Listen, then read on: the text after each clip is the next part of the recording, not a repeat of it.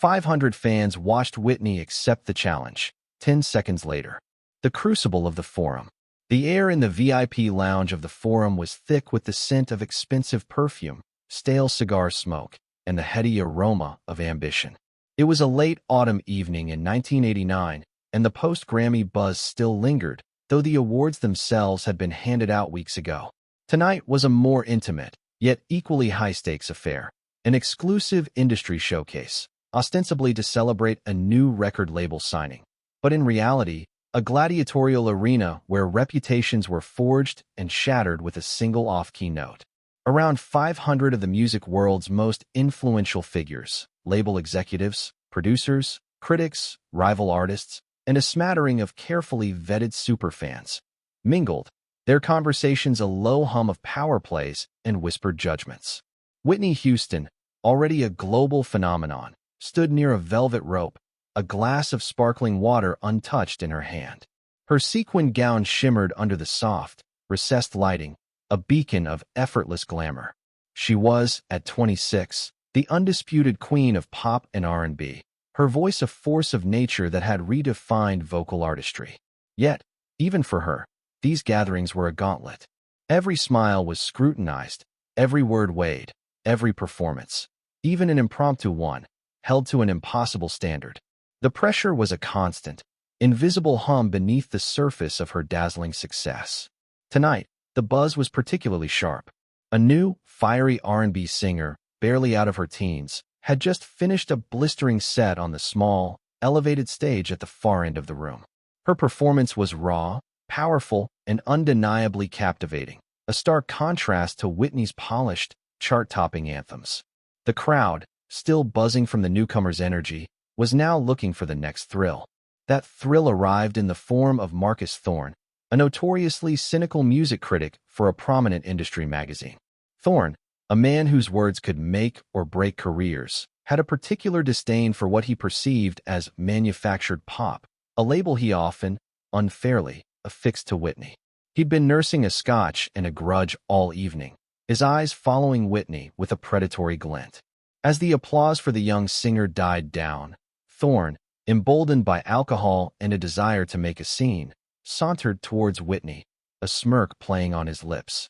"Miss Houston," he drawled, his voice carrying just enough to cut through the ambient chatter, drawing a few curious glances. A truly remarkable talent, that young lady. So much soul. The emphasis on soul was a thinly veiled jab, implying Whitney, despite her gospel roots, had somehow lost hers in the pursuit of mainstream success. Whitney turned, her smile polite but her eyes wary. She knew Thorne's game. "She is indeed very talented, Mr. Thorne," she replied, her voice smooth as silk, betraying none of the irritation she felt. Thorne chuckled, a dry, rasping sound. "But can she really sing? Or is it all studio magic these days? Auto-tune, reverb, layers upon layers of production? One wonders if the true vocalists still exist, or if they've all been replaced by studio trickery and stage theatrics." He paused, letting his words hang in the air, then fixed his gaze on Whitney. "I mean, you, Miss Houston. You're known for your range, your power. But I hear whispers. Whispers that perhaps the live performances don't quite match the records anymore. That the high notes are a little strained." A hush fell over the immediate vicinity. Conversations died. Heads turned.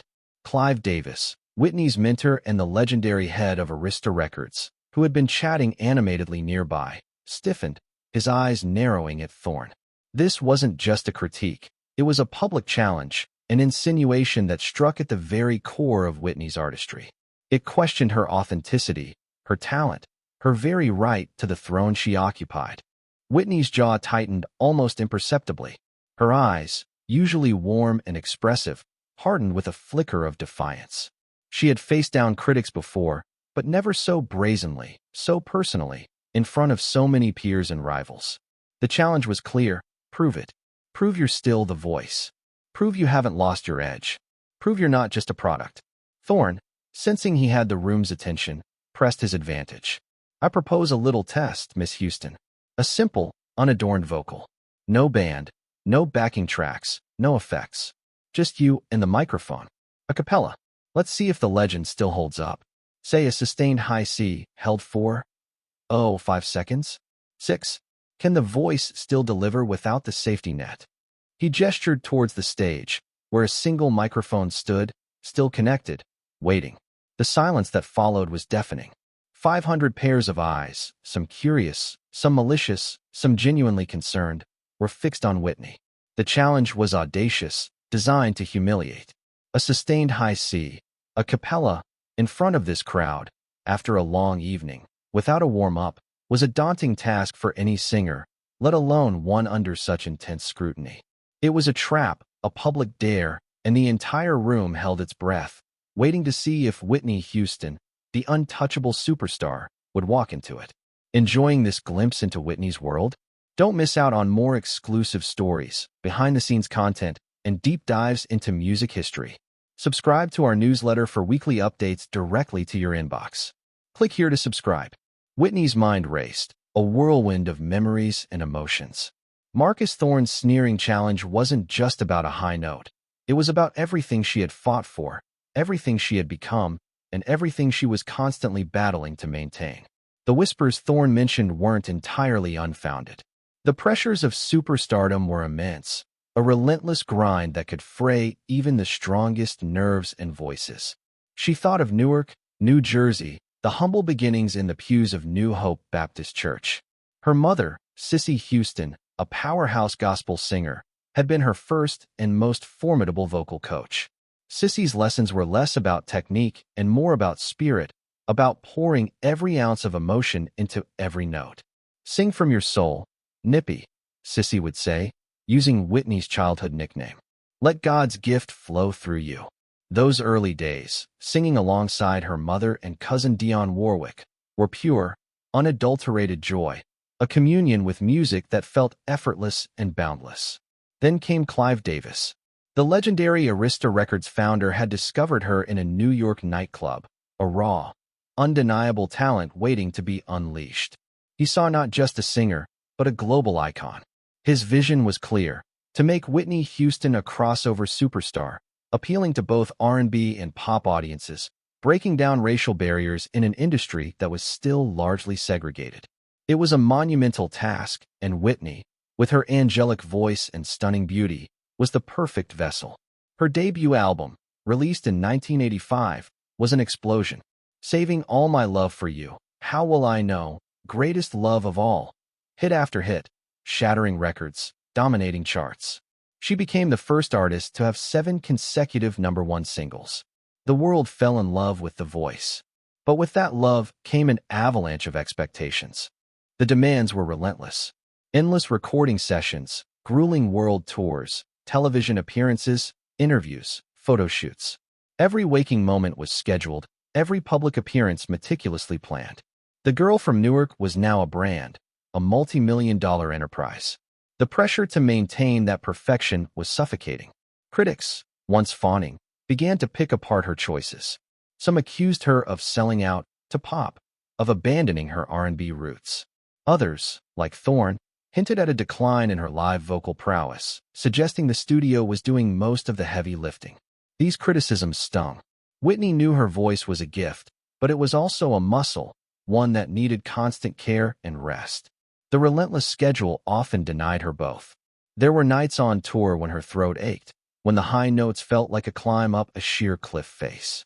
She pushed through, always, driven by a fierce determination to deliver for her fans, for Clive, for her family, and for herself. But the internal battle was constant. How to balance the demands of the industry with the preservation of her instrument, her soul? The challenge Thorne issued wasn't just about a high C.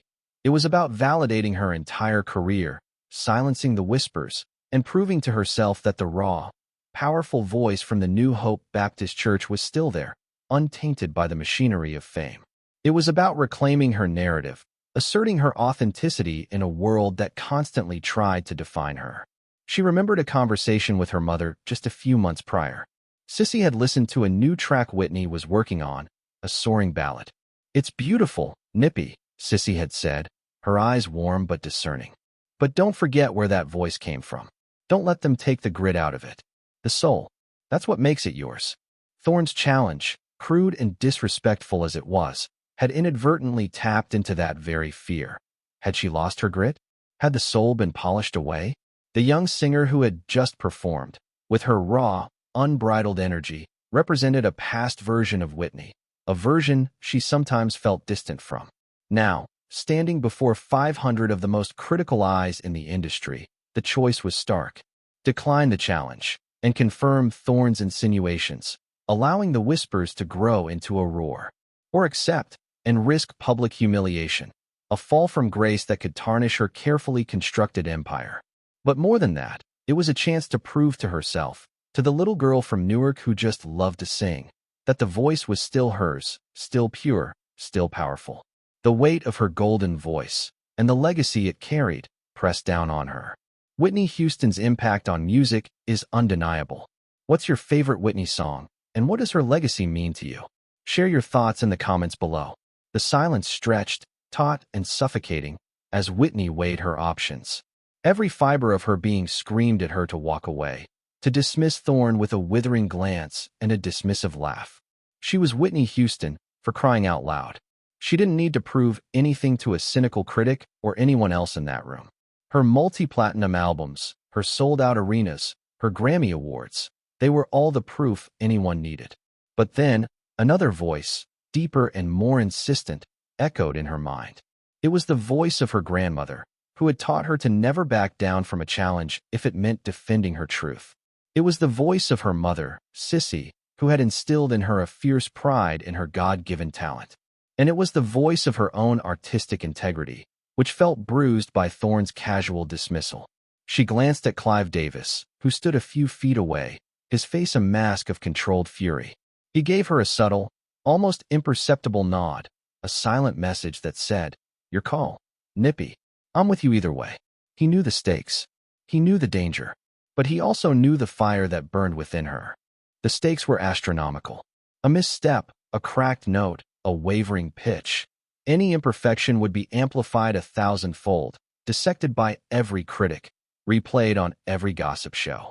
It could fuel the narrative that she was past her prime, that her voice was fading, that she was more image than substance.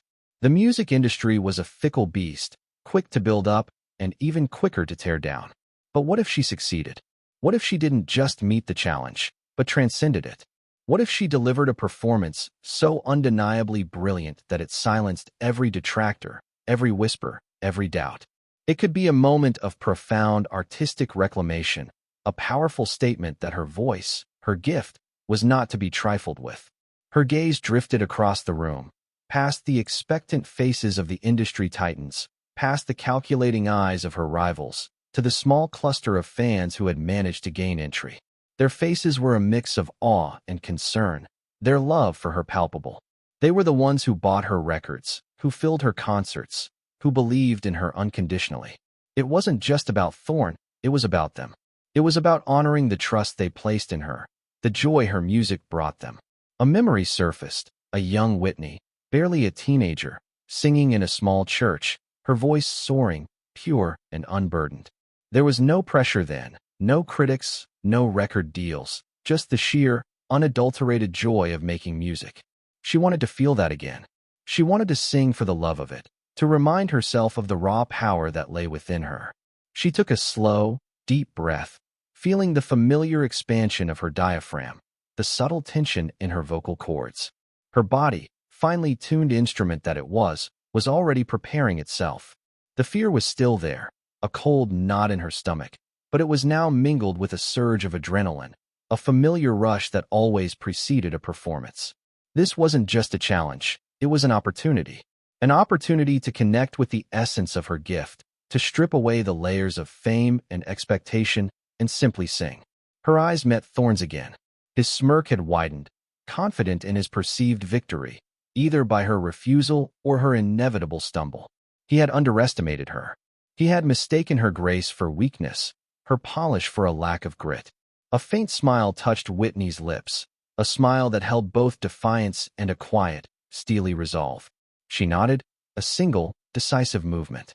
"Mr. Thorne," she said, her voice clear and resonant, cutting through the lingering silence. "I accept your challenge." A collective gasp rippled through the room. Clive Davis exhaled slowly, a mixture of pride and apprehension on his face. The young R&B singer who had performed earlier watched with wide, fascinated eyes. The 500 fans leaned forward, their hearts pounding in anticipation. Whitney began to walk towards the stage, her sequin gown shimmering with each step. The path felt longer than it was, a journey through a gauntlet of expectations. As she approached the solitary microphone, she could feel the weight of every eye, every hope, every doubt. She reached the stage, her hand brushing against the cool metal of the mic stand. She adjusted the microphone to her height, her movements deliberate, almost ritualistic. She closed her eyes for a brief moment, taking another deep breath, centering herself. The noise of the room seemed to fade, replaced by the rhythmic beat of her own heart. She opened her eyes, looking out at the sea of faces, her expression calm, almost serene. The challenge was set. The stage was hers. The silence was absolute. Did Whitney make the right choice by accepting the challenge? What would you have done in her shoes? Let us know your thoughts by hitting the like button. Whitney stood before the microphone, bathed in the soft glow of a single spotlight. The room was utterly silent, a collective breath held by 500 people. Marcus Thorne, his smirk now replaced by a look of intense, almost nervous anticipation, watched from the front row. The challenge was simple in its articulation, yet terrifying in its execution. A sustained high C, a cappella, without any musical accompaniment or studio wizardry. She took another deep, measured breath, her chest expanding, her diaphragm engaging. It was the breath of a seasoned athlete preparing for a monumental feat, the breath of a gospel singer about to deliver a sermon in song. This wasn't just about hitting a note. It was about the intention behind it, the soul she would pour into it. The first few seconds were pure, unadulterated silence, broken only by the faint hum of the sound system. The tension in the room was palpable, a living entity that pressed down on everyone. Then, Whitney's lips parted. A sound emerged, not a sudden blast, but a gradual, almost ethereal ascent. It began as a soft, pure tone, a delicate thread of sound that seemed to float effortlessly into the air. It was a note of such pristine clarity that it seemed to cleanse the very atmosphere of the room. It wasn't just a high C. It was the high C, the platonic ideal of the note. As the note sustained, it began to swell, gaining power and resonance. It wasn't forced, not strained, but rather a natural, organic blossoming of sound. Her voice, a magnificent instrument, vibrated with an almost spiritual energy. The sound filled every corner of the lounge, wrapping around the velvet drapes, reverberating off the polished floor, penetrating the very core of each listener.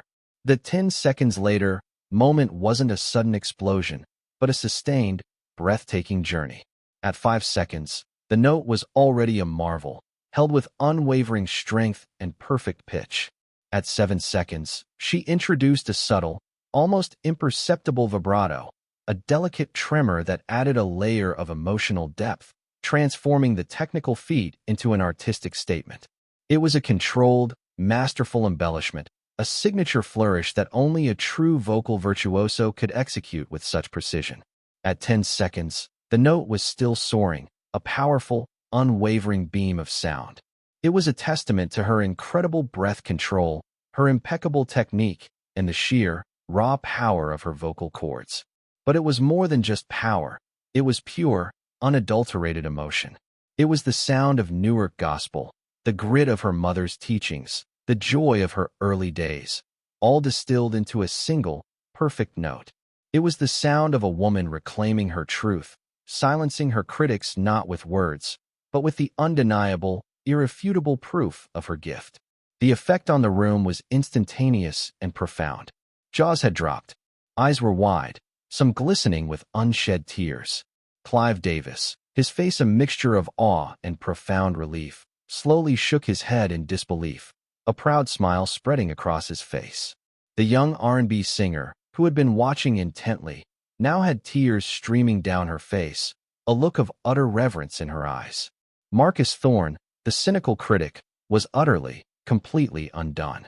His smirk had vanished, replaced by a look of stunned humiliation. His face was pale, his mouth slightly agape. He had challenged a goddess, and she had answered with a thunderbolt. He had sought to expose a flaw, and instead, he had witnessed perfection. Whitney held the note for a full 12 seconds, a defiant, glorious extension beyond the requested 10, before slowly, gracefully, allowing it to fade, not drop, but dissipate into the air, leaving an echo that lingered long after the sound itself had vanished. The silence that followed was even more profound than the one before. It was a silence of stunned reverence, of collective awe. Then, as if a dam had broken, the room erupted. A roar of applause, cheers, and shouts of "Bravo!" filled the forum. People rose to their feet, a standing ovation that was not just for a performance, but for a moment of pure, unadulterated magic. Industry titans, usually reserved and jaded, clapped with genuine enthusiasm. Rival artists, who moments before might have harbored a flicker of schadenfreude, now joined in the thunderous ovation, humbled and inspired. Whitney stood there, a faint sheen of perspiration on her brow, her chest still heaving slightly from the exertion, but her eyes shining with a quiet triumph. She hadn't just met the challenge, she had obliterated it. She had reminded everyone, and perhaps most importantly, herself, that the voice was not a manufactured product, but a living, breathing, soul-stirring force of nature. Wasn't that an incredible moment? If you're as captivated by Whitney's power as we are, make sure you don't miss any of our upcoming stories and analyses. Subscribe now and join our community of music lovers. The roar of applause that followed Whitney's performance lasted for what felt like an eternity. It was a sound that transcended mere appreciation.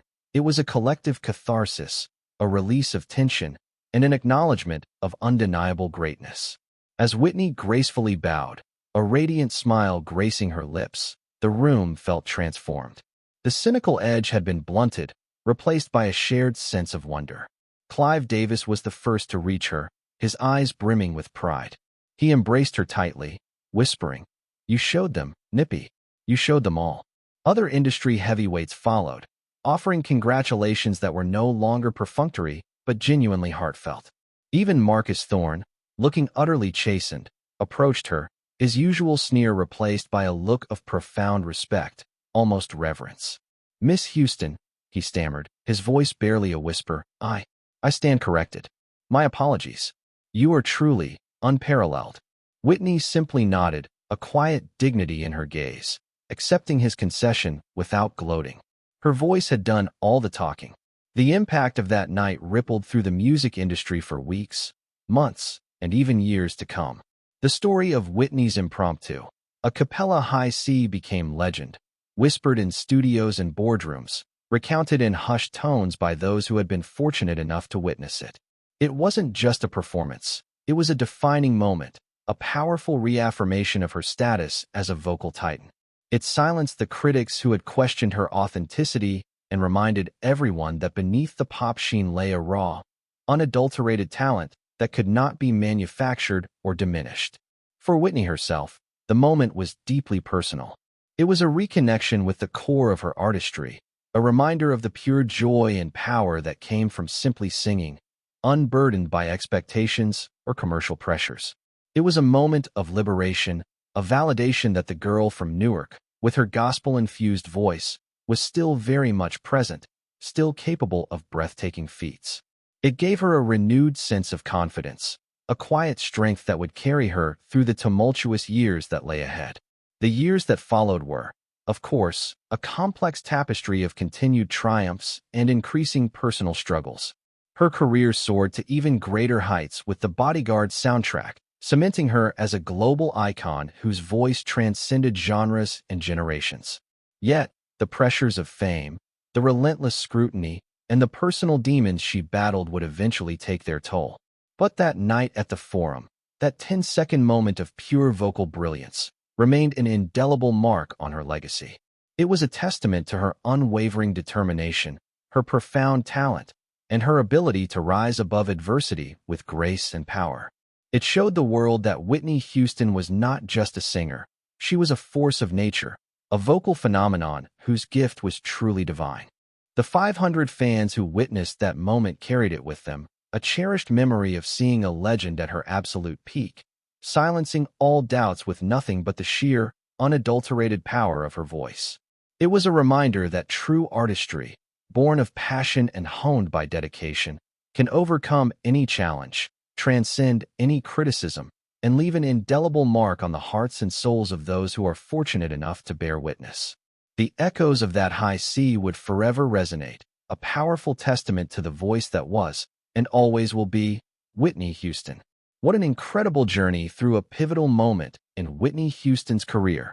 If this story moved you, please show your appreciation by liking, commenting, and subscribing. Share it with fellow music lovers who understand the true power of the voice. Your engagement helps us bring more stories like this to life.